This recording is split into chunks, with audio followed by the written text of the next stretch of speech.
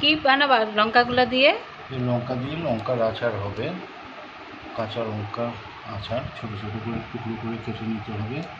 কেটে নিয়ে তার আগে একটু জল দিয়ে ধুয়ে ফ্যানের নিচে রেখে দিতে হবে, যাতে জল গায়ে না লেগে থাকে। একদম শুকনো হলে পরে তারপরেই এগুলোকে টুকরো টুকরো করে কেটে এর মধ্যে উপকরণ অনেকগুলো লাগবে।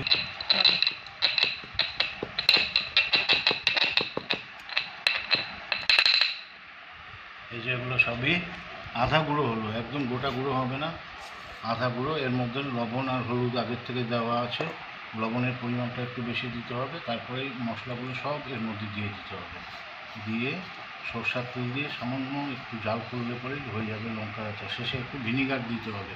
অনেক দিন যদি আপনারা স্টোর করে রাখতে চান তাহলে ভিনিগার একটু দিতে হবে।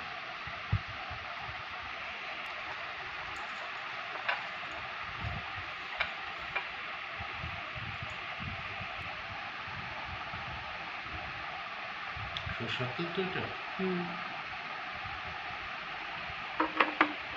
মানে সরষার তেল দিতে হবে, দিয়ে এগুলোকে কিছুক্ষণ হালকা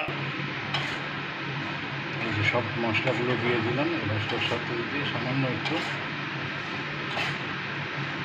এগুলোকে একটু জাল করে নিতে হবে।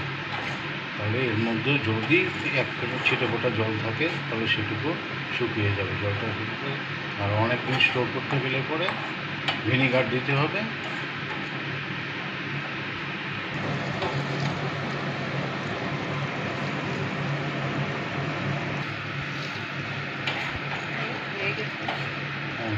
মোটামুটি হয়ে গেছে, আর বেশি দেওয়া যাবে না, তাহলে লঙ্কাগুলো একদম গোটা গোটা থাকবে না, গলে যাবে। এবার নামিয়ে এটাকে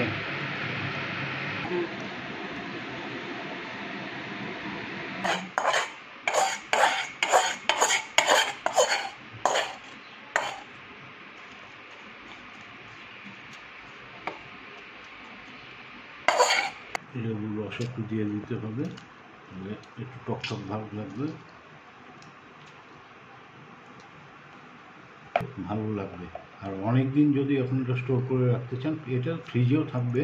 যদি এমনি বাইরে রাখতে চান তাহলে 2 চামচ ভিনিগার দিয়ে দিতে পারেন। হয়ে লঙ্কার আচার রেডি হয়ে গেল। কেমন হয়েছে বলবেন? খেতে তো এবার এই জারের মধ্যে, কাঁচের জারের মধ্যে স্টোর করতে হবে। স্টোর করে ফ্রিজে যদি রাখেন দীর্ঘদিন থাকবে, বাইরে রাখলে পরে মাঝে মাঝে রোদ দিতে হবে। আর 2 দিন খাওয়া যাবে না, 2 দিন পর থেকে এটি খাওয়া যাবে। খুব মুখরোচক আমাদের লঙ্কার আচার রেডি।